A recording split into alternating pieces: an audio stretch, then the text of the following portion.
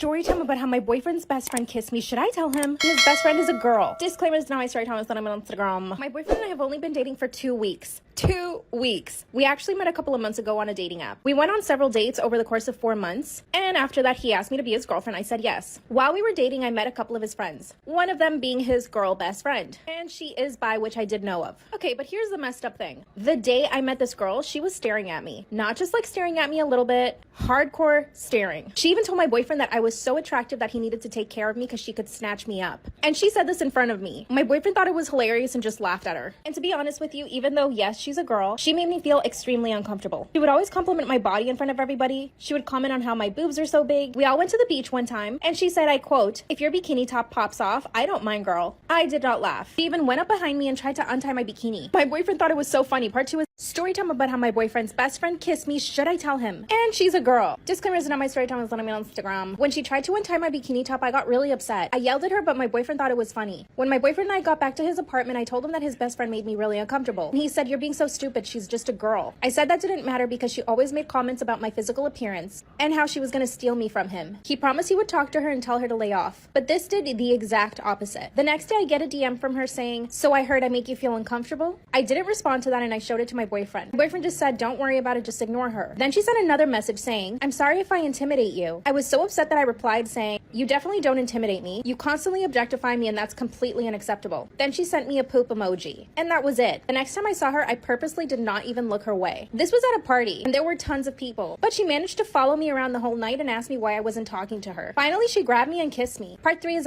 story time about how my boyfriend's best friend kissed me. Should I tell him? And she's a girl. Disclaimer, is not my story time, it's not on Instagram. During the party, she just kept following me around. She would ask me over and over why I wasn't talking to her, but of course I just kept ignoring her. I finally went over to the kitchen to grab a drink, and that's when she grabbed me, turns me around, and just puts her face on mine. She stuck her tongue all the way down my throat. It was disgusting. And she had a really strong hold on me, so I couldn't push her off right away. To tell you that we struggled is an understatement. And I finally got her off of my face after like 30 seconds. I pushed her so hard she fell backwards. And I ran straight to my boyfriend and told him what happened. Thankfully, he was really upset with her and went straight to talk to her. Honestly, part of me thought that he was just going to take her side. We both went to the kitchen and he asked her what her problem was. That's when she told my boyfriend that she was convinced that I liked her and that for some reason I was just denying it because I wanted to play hard. By the way, she did have a few drinks, so I guess it could be that. I told her that she was actually hallucinating and that I did not have feelings for her. I also told her not to ever touch me again. My boyfriend told her not to come around anymore, but it doesn't stop there. He actually tried to kiss me again later on. Part 4 is up. Story time about how my boyfriend's best friend kissed me. Should I tell him? And she's a girl. Disclaimer, is not my story time, it's not even on Instagram. She promised she wouldn't try to kiss me again, but she lied. Just a few days later, my boyfriend had forgiven her. She made up a whole story to him that she was depressed about another girl and that somehow I reminded her of the other girl. Then my boyfriend said, "Do you mind if she comes over?" And I told him as long as she didn't try to touch me, everything would be fine. This time I was going to defend myself. Do you see where this is going? A few of my boyfriend's friends showed up and then she showed up last. And as soon as she saw me, she came over and tried to hug me. I told her hugging was not necessary for an apology, that her words were fine. She then apologizes. Not 2 hours later, while everyone is in the backyard, I go to the kitchen. And she follows me again. This time she kissed me, but it was much quicker and I didn't have to push her off. Then she said, "What, are you gonna run and tell your boyfriend again?" Instead, I smacked her. Really, really hard. So hard, you could see my palm print on her face. Then she apologized and begged me not to tell my boyfriend. He's afraid of losing his friendship. And I actually did feel bad for her for a second, but I'm not sure anymore. Should I tell my boyfriend or should I keep this to myself? Bye. Am I wrong for not telling my dad that I had a baby? For context, I, 28 female, have never been close with my dad, 66 male. My parents got married super fast and had 3 kids in 5 years. Then their relationship started to deteriorate, but when they were about to separate, my mom accidentally got pregnant with me. So they tried to make it work, but they failed and my dad left when I was 3. He got an apartment about an hour away while us kids stayed with mom. Because my dad left when I was so young, I never properly bonded with him. For the first couple of years after he left, I didn't really want to spend time with him because I was upset that he left. This made my dad unsure what to do with me, so he gave up trying to have a good relationship with me quickly. Growing up, I only saw him when he came to visit my siblings and we never spent any time alone together. He moved to another state as soon as my siblings were all 18 and has never invited me to visit. Meanwhile, my sister gets a plane ticket to visit him every year. We got into a fight 2 years ago, and since then, I have given up caring about our relationship because it obviously means more to me than him. Now, onto the actual story. I had my first baby last November. My dad has texted me a couple of times I got pregnant, but it was always a one-off text that didn't really segue into me telling him about the baby. Plus, I wasn't rushing to tell him anyway, because if he hasn't been a good father, then he's not going to be a good grandfather. I wasn't actively trying to keep the baby from him, but I try not to think about him much because it upsets me. However, yesterday my dad came to visit. I knew he was coming, but he wasn't supposed to come until today. He'll only be here for a couple of days, and I wasn't planning on seeing him anyway because I'm busy this weekend. But last night, my husband and I were at my sister's house babysitting her kids and had our daughter with us. That's when my dad showed up a day early. He's staying there with my sister and was surprised to find us there with the baby. Once he got over his initial shock, he took me into another room and got mad at me for not telling him about his granddaughter. I was annoyed by this, so I told him he wasn't really ever going to know her anyway because he doesn't really know me. Then he told me I was a selfish bee for not even giving him the chance to know his granddaughter. I started getting mad at him until my husband heard and came to stop us before the situation got worse. I haven't talked to him since, but he texted me about how hurt he was, and all of my siblings texted me that I was a jerk for not telling him about the baby. However, they all talked to him regularly and they never told him I had a baby either, so he obviously wasn't asking about me. But even my mom, who doesn't like my dad, thinks I'm in the wrong. My husband is on my side, but he's the only one who actually understands how complicated my relationship is with my dad. I know I shouldn't have lashed out at him, and I regret that, but am I the asshole?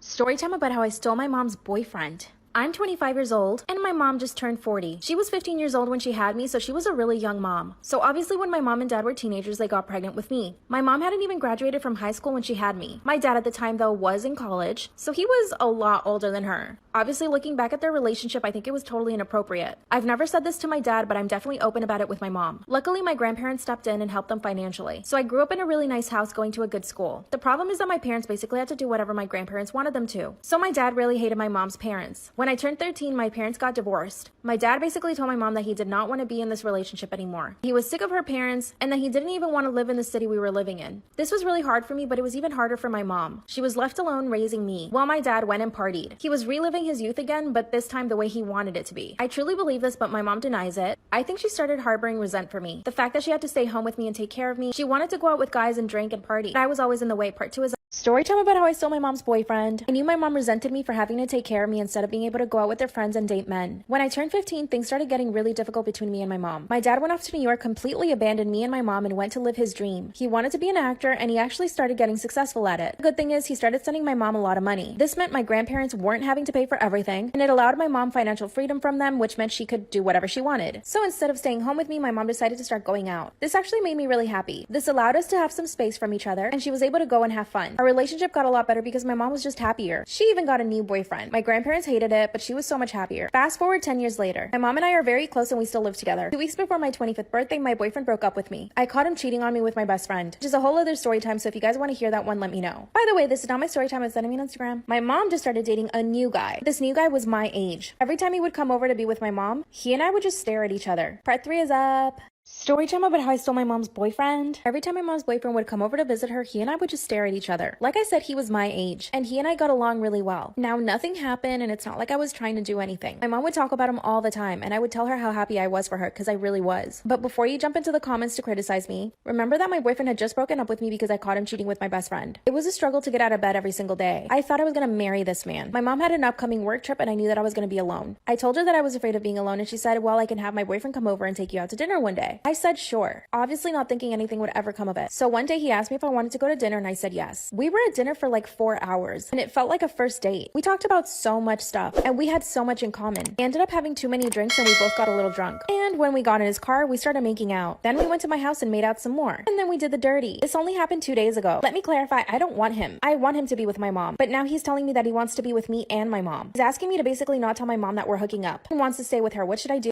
Storytime. I became a stepmom at 22 and my stepkids hate me. So a little background information. I was 22 and working at Hooters, and I had this one regular who literally came in every single day that I worked. I mean, it wasn't really creepy because I did give him my schedule because he tipped really well, but that's besides the point. The one night he asked me out, and obviously I knew that he was going to pay for our dinner, so I said yes because I was hungry and I did not want to pay for food. So anyways, I go on this date and I actually end up really liking him just to find out that he is 40 years old. Fast forward a few months, we start dating, and he realizes that I still live at home with my mom and dad. So he's like, oh, like, you can move in with me, but first you need to meet my kids. And I, thought that his kids were going to be, 2 and 3 years old. No, when I went over to dinner the one night at their house, there were 4 kids who were literally all above the age 13. And every single one of the girls gave me a death stare as I sat down in my chair, for part 2.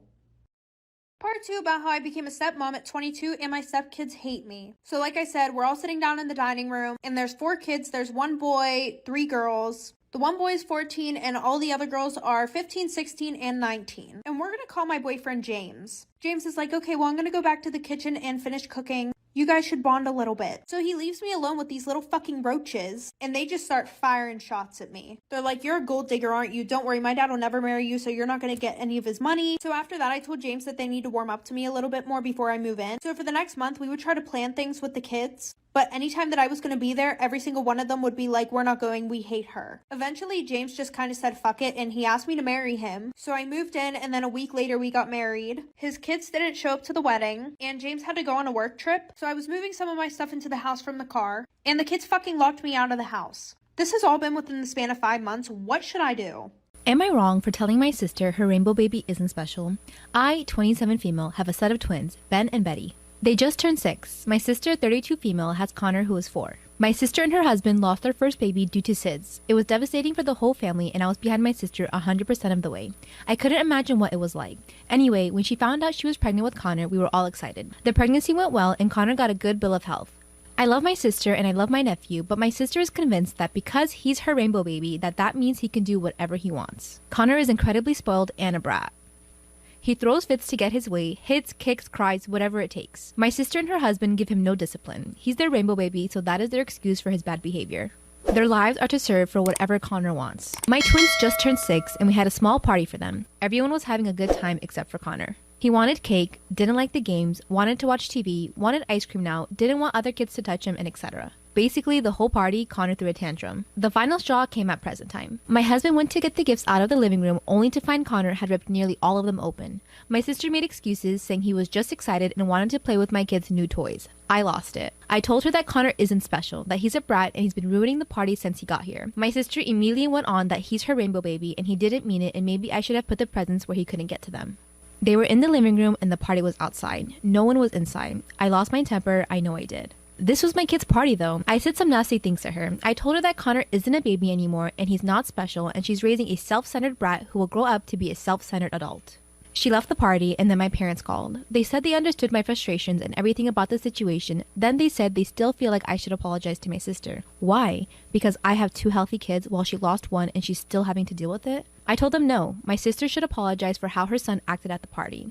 My husband and the guests who were at the party are on my side. My sister hasn't really spoken to me in a few days, just posted passive-aggressive things on social media, which I just blocked. Am I wrong for kicking my brother out for announcing his wife's pregnancy right after I announced my daughter had cancer? Just to make sure I represent both sides of the conflict, my brother and his wife suffered from not having kids for years. It impacted them greatly. They love the kids in the family but always wish to have kids of their own. Lately, we got busy with my daughter Megan, who is 12, health problems. She started suffering from anemia, loss of appetite, and recurrent fevers. We've taken her to the pediatrician and from there we've learned that she has cancer. It was so devastating, I didn't want to tell my family right away. Most of them have chronic conditions and this type of news might trigger a negative reaction because they love Megan and would give everything to see her healthy. My husband and I decided to gather the family at my house this past Wednesday to announce Megan's diagnosis. My aunt didn't take it well because she holds Megan dear, so she was rightfully the most devastated one. After a few minutes of complete silence, my brother started moving in his seat, saying there's something very serious he wanted to tell everyone. He was hesitant, but then he and his wife stood up, and then he said that they found out that they were finally expecting. The family were conflicted. Some got up to congratulate them, and some remained seated. I remained seated, and my brother then approached me and expressed how sorry he was that they had to tell us in these circumstances, but said he couldn't wait since this is a huge deal for them after years of waiting and because everyone was present. Literally everyone was there since I said the announcement we wanted to make concerning Megan. I argued with him about how he thought this was an appropriate time and asked if Megan mattered to him at all since he didn't take a minute to realize he was just diagnosed with cancer. He started reminding me how many years he and his wife suffered from frustration and disappointment for not being able to have kids and argued that because he wasn't able to be a father until now, he's 37, he felt he was missing out on so much for many years and that I didn't have to finally tell him congratulations but should at least not guilt him for feeling overwhelmed and excited to finally be a father. He said I knew exactly how much he adores Megan and I shouldn't even think otherwise. Then said he was just sharing good news after hearing the bad news and there was nothing wrong with that. I told him and his wife to leave the house right then. He said he won't argue anymore because of how tense I felt but will expect me to apologize at some point. Some family agreed with me but my parents thought I shouldn't have taken my anger out on him like that and that he'll always remember my reaction to the news he gave and should apologize after I've calmed down. Am I wrong for taking my friend to court after she kicked me out of the bridal party for cutting my hair? For my friend's 3-day wedding, I had to buy 3 different dresses, including alterations and specific shoes, which totaled over $700. She also wanted specific hairstyles for each day. Unfortunately, starting in March, my hair started to deteriorate. Due to health reasons, my hair was falling out in chunks, and in May, I made the difficult decision to cut my hair. I told the bride about my decision 2 weeks before the wedding, and she didn't say anything bad. The following week, she came over to my house, and when she was about to leave, she brought up that she was concerned about my haircut, and I told her it would look good even though I wouldn't be in uniform with the other bridesmaids. The following day, I received this message. After our recent conversations, I like to remind you of my boundaries. I've been very accommodating and graceful, but I cannot allow you to disrespect me. As you know, my wedding has been something I've dreamt of for many years. My husband and I have invested a lot of money into the video and photos of this day, and as we reflect on this day in the future, we want to see our vision reflected in the memories. Since I asked each of you to be my bridesmaids in 2019, I've been very clearly and very communicative in my request. The timing of your decision to cut your hair and not come in advance is very upsetting to me. I would have felt respected if you had communicated with me more than a week prior to the wedding, so we could have worked together to find a collaborative solution. Your inconsistencies have concerned me, and while I sympathize with your health conditions, I'm not willing to compromise my vision to accommodate you, or anyone else, when you have informed me in advance and we could have found a better solution. Since this is something you can no longer fully commit to, I need you to please step down from participating in my wedding. This was 3 days before the wedding. I immediately sent her and her husband an invoice asking them to reimburse for the dresses and shoes, keeping in mind that one of the dresses is still in her possession even though I paid for it. I was told I was inconsistent and selfish after I spent the past 2 weeks helping her plan the wedding shower. I worked with another bridesmaid to surprise her with a bridal shower after our bachelorette trip had to be canceled. I spent hours helping her out with wedding details. When she asked me to help her tone up before the wedding, I sent her a personalized workout program and even went with her to the gym to show her the ropes.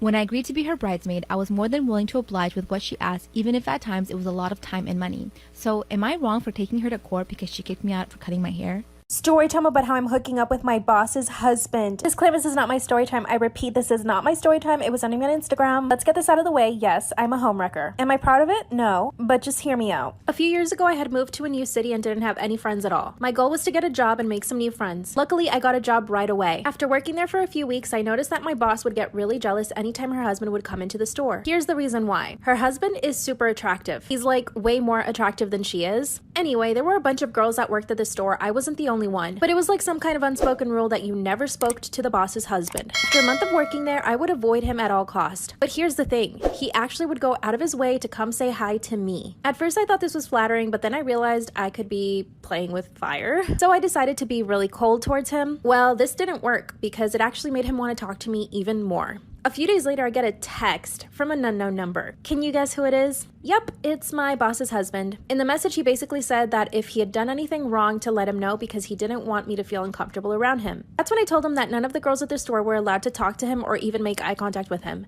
And that was the reason why I didn't speak to him. He told me that I must have misunderstood because he's friends with all of the girls who worked there, which I knew was not true. The next day I go into work and he actually shows up at lunchtime. I was by myself at the store. It's like he almost knew that I was there by myself, so he decided to come over. And he started flirting. He pretty much complimented everything about me and asked me if I was making friends. Then he asked me for permission to follow me on Instagram. Of course, I was like, yeah, you can follow me. After that, we basically talked on Instagram almost every single day. He would watch and reply to all of my stories.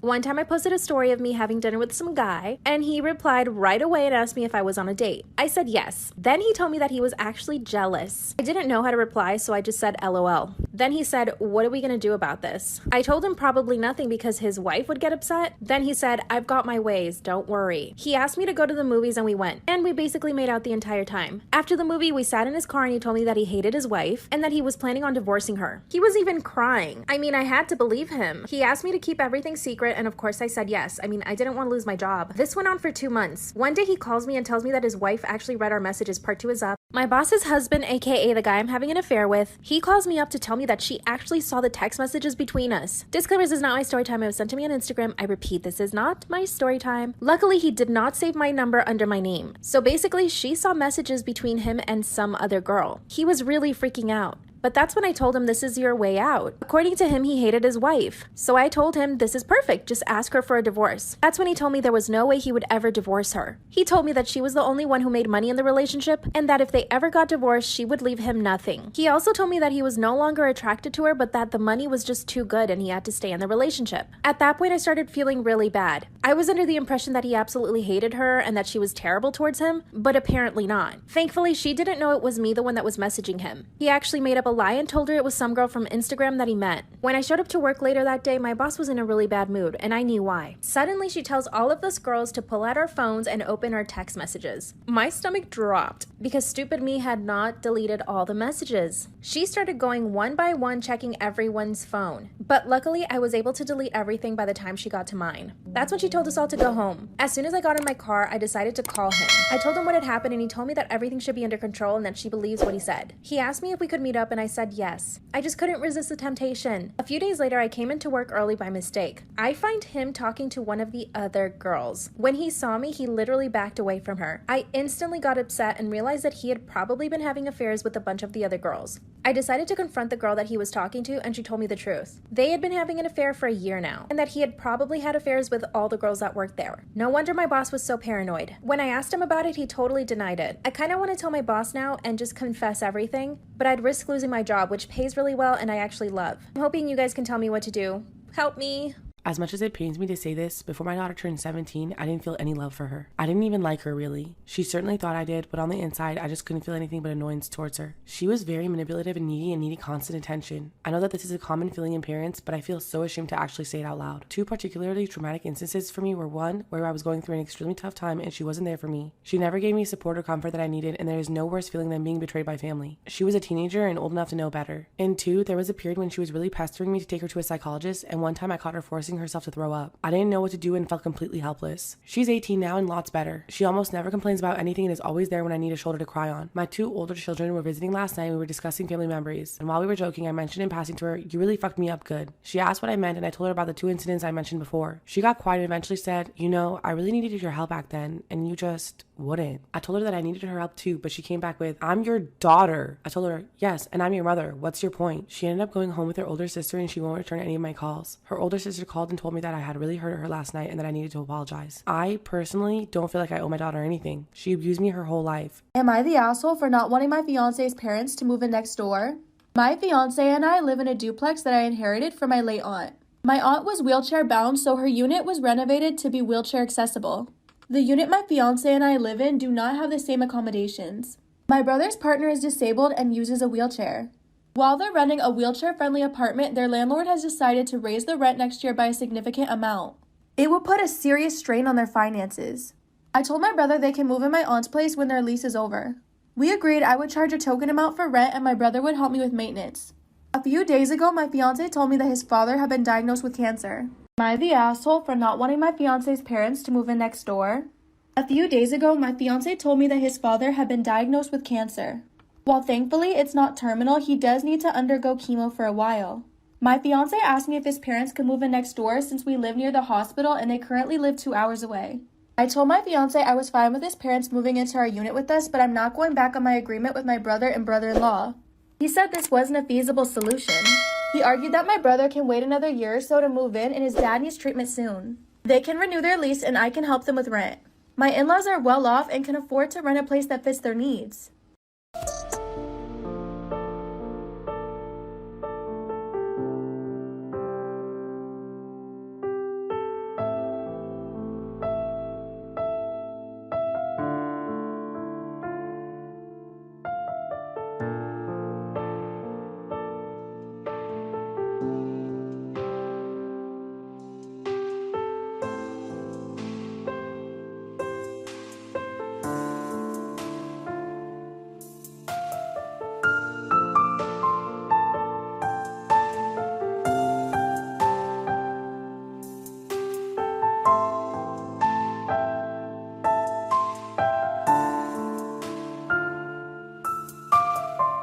This is why parents should believe their kids. In 2010, a 15-year-old boy started to notice that the door to his attic, which was in his bedroom, was always open. One day, when his mom's giving him a hard time about being lazy, he's like, "Well, you're one to talk. You always leave my attic door open." She's like, "I haven't touched your attic door in months, and nobody else has either." Not easily frightened, the boy decides to leave the attic door open.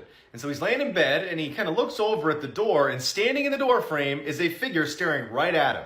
He bolts, tells his parents, they don't believe him, and then 6 months later they move anyway. A few years later, the boy discovers his favorite teacher actually moved into his old house. And so he jokingly asks her, "You ever see any ghosts walking around your attic?" Her face got completely serious, and she's like, as soon as we moved in, the door to the attic kept opening. So we investigated, and we found a trap door that led onto the roof. Someone had been crawling in through that entrance and living in the attic for years. This is why you should never stay in sketchy motels. In 2005, a young woman on a solo road trip across the country decided to stop for the night. The first place she sees is the Mountaintop Motel. It looked pretty cheap, but she was tired, so she said good enough. The check-in guy eyed her up and down very uncomfortably and then asked her if she was traveling alone. She ignores the question, pays for her room, and then walks away with the key. When she gets inside her room and sees there are literally cockroaches in her bed, she says nope and decides to sleep in her car in the parking lot. Around 3 a.m., she wakes up to see the check-in guy using his own keys to get into the motel room she was supposed to be in. A few minutes later, he storms out and slams the door and starts walking towards her car. Terrified, she hides under her blanket as the man tries to open her car doors but can't and walks away. She speeds off and calls her friend and asks her to look up the address of Mountaintop Motel so she can give it to police. Her friend's quiet for a second and then just says, "The Mountaintop Motel closed a week ago." Can you solve this mystery? This is a story about two young girls, Mandy and Melissa, who were identical twins. But one day they were kidnapped by an unknown man. No one knew who the kidnapper was, but something isn't adding up here. All the clues to what really happened are hidden in what I'm about to say. So Mandy and Melissa were born to a very rich family. They lived in a large mansion with their father and older brother. Everyone was jealous of these girls because their father loved them so much and gave them everything that they wanted and all of his attention. But one tragic night, the girls were taken. When they woke up, they were blindfolded and tied to chairs so they couldn't see a thing. They were terrified. Suddenly, Mandy heard a high-pitched voice whispering in her ear. It was the kidnappers. He said, "I've contacted your parents and I'm demanding $1 million ransom. If you try to escape, I will kill Melissa." Then Melissa heard the same voice whisper in her ear. He said, "I contacted your parents and I'm demanding $1 million ransom. If you try to escape, I will kill Mandy." So who kidnapped the twin girls and why did they do it? Can you solve this mystery? To anyone who gets a period, this video is for us. When I was in middle school, I really appreciated this teacher who would let the girls go to the bathroom whenever we wanted. And the guys would complain that they had to wait 20 minutes at least after lunch so that they could use the restroom. And the teacher would always remind them, you guys are boys and these are young ladies and they don't always have to just relieve themselves in the restroom. And I didn't even realize that that was just basic human decency for people who have periods. Until I got to high school. When I was a junior in high school, I was sitting in class and I felt like I was bleeding. And so I told my teacher that I had to use the restroom. And he told me I couldn't go because it was the first 15 minutes of class. And I told him, it's an emergency. I really have to use the restroom. And he said, you should have thought about that at lunch. And because I'm not going to sit here and bleed through my pants, I was like, I'm menstruating really loud in front of the whole class. And he was shocked and so uncomfortable. He started doing that thing where he tries to laugh like, in all my 20 years of teaching, no one has ever told me that. And I just sat there and wondered how many girls before me had to sit in their own blood. So when I was a sophomore in high school, I had this teacher who would only let the students in her class use the restroom one time per semester. Well, one day I raised my hand and I was like, excuse me, I don't remember her name. Can I please use the restroom? And she was like, no, you can't because you've already used the restroom in my class this semester. Well, excuse me, you can't dictate my bladder. So I'm like all frustrated and I started secretly texting my mom because I wasn't allowed to use my phone in class. And I was like, Mom, I'm sitting in class right now. My teacher won't let me use the restroom. And she was like, I'll take care of it for you. And I was like, okay. So like 5 minutes goes by and all of a sudden my teacher's phone starts ringing and she walks up to it and answers it and she's like, hello? Yeah. Okay, thank you. And then she walks up to me like so angry and she like slams the pass on my desk and she was like, since you have to go that bad. And I was like, yeah, I really do. Thanks. And I got up and left. I didn't even have to go to the bathroom. It was just the principle of it. I just roamed the halls. If you're ever driving late at night, don't do what they did. Two boys picked up a girl on the side of the road while they were on their way to a school dance. In the car, she kept saying that she was cold, so one of the boys gave her his jacket. But when the night ended and they were about to drop her off, the girl accidentally left with the jacket. So the boys said that they would just come back the next day to get it. But when they came back and knocked on her door, they discovered something that would make them question what is real and what isn't. An old woman opened the door and asked them who they were looking for. After talking to her for a while, it was revealed that the girl they found on the side of the road was her daughter. But the thing is, she had been dead for 12 years. She was killed in a car accident at the same street corner they first saw her. The old woman pointed to a cemetery down the road and said, that's where we buried her. The boys didn't believe her at first. They'd spent the whole night with this girl, so they knew that she had to be real. But they went to the cemetery and saw the boy's jacket draped over a gravestone. And on the gravestone was the girl's name and the date of her death, exactly 12 years ago to the day.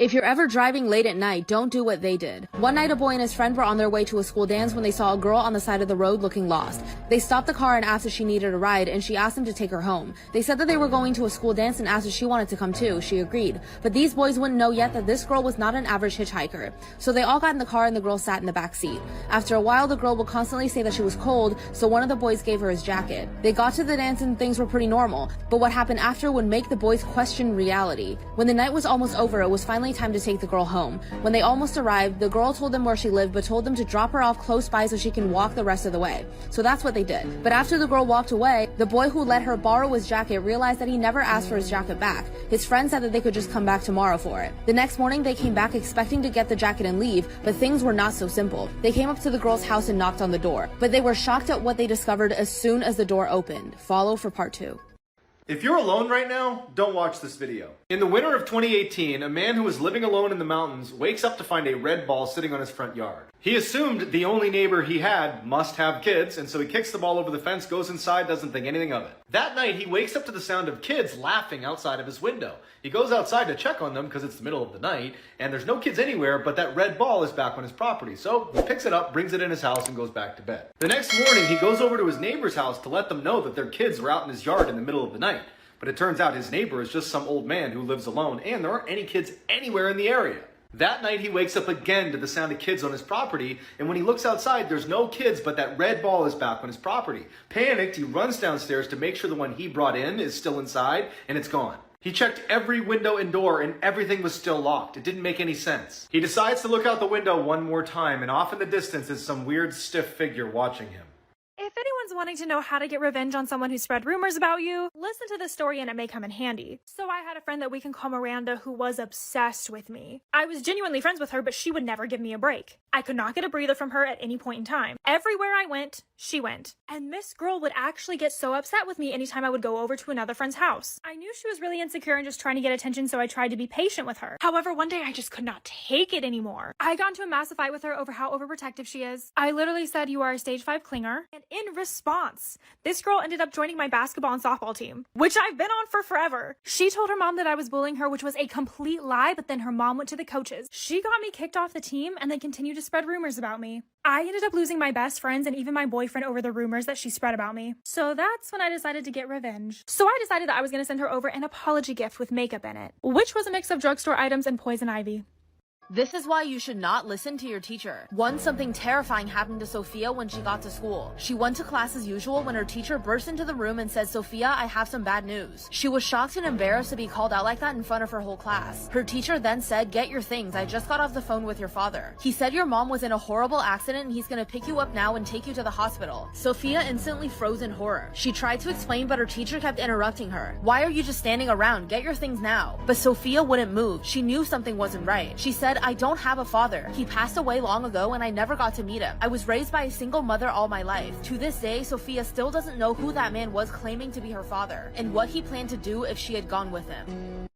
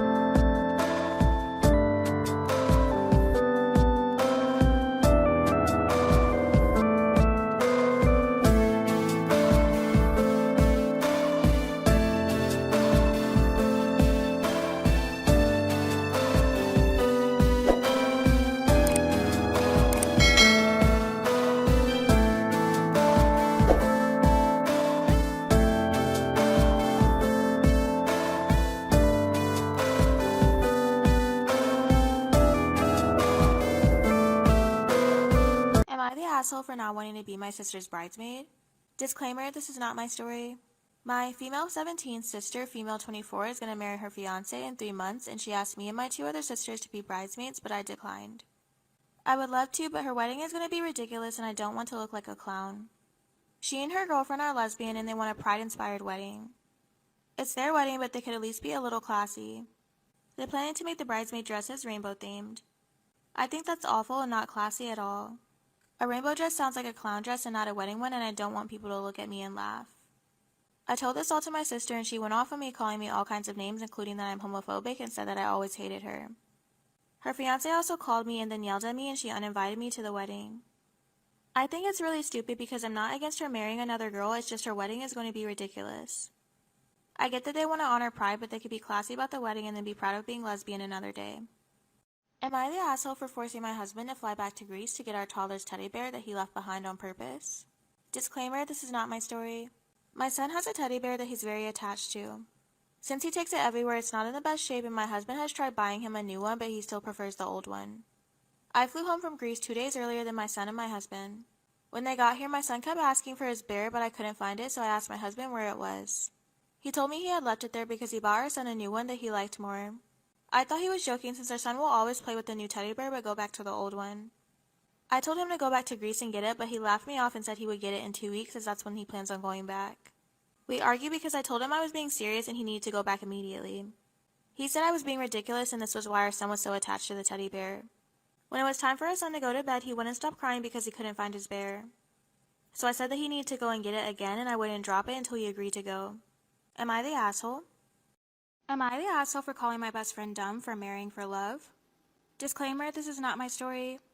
I, 27 female, am in a very stable relationship with my fiance, 29 female, for around 4 years, and we are planning to get engaged eventually and then marry. My best friend Chrissy, 27 female, has been with her own fiance since they were 20. They only just got engaged this year, and it was kind of weird how it took him so long to propose since he seemed to be financially stable and all. Throughout the years, I asked Chrissy why her fiance hadn't proposed yet, and she kept insisting that it was not the right time, but she never said the reason why, just that it wasn't the right time. Eventually, he proposed in the beginning of this year, and they're planning their wedding for next year. They decided to plan their engagement party during the summertime because due to busy schedules, they couldn't do it earlier. So their engagement party was this past Saturday. Her fiance made a speech dedicated to her and mentioned pretty much the reasons they didn't get engaged sooner, and I couldn't help but pity her. The reasons were that he didn't have a stable job for the first few years of their relationship. Am I the asshole for calling my best friend dumb for marrying for love? Disclaimer, this is not my story. The reasons were that he didn't have a stable job for the first few years of their relationship and only jumped from position to position from Walmart to Target. He hadn't finished his degree yet, so he had no higher education. He got his degree in 2019 and then was able to get a proper job. He bragged and also thanked Chrissy for never giving up on him and growing with him, and how they helped each other form their amazing personalities and achievements, and how no matter what the future holds, he'll never forget. My fiance and I felt some type of way about it. Some friends of mine and Chrissy's agreed how Chrissy basically stayed with a broke man and waited for 7 years, and we don't think that's something praiseworthy. As friends, we decided to explain to her our perspective of how we think it was ridiculous. She's always wanted marriage and kids, and it's sad that she had to wait this long for a man to get his act together. She said she loves him and he's an amazing partner and wouldn't break up with him over his misfortunes. I told her it's dumb that she's marrying for love and not stability. She called us materialistic.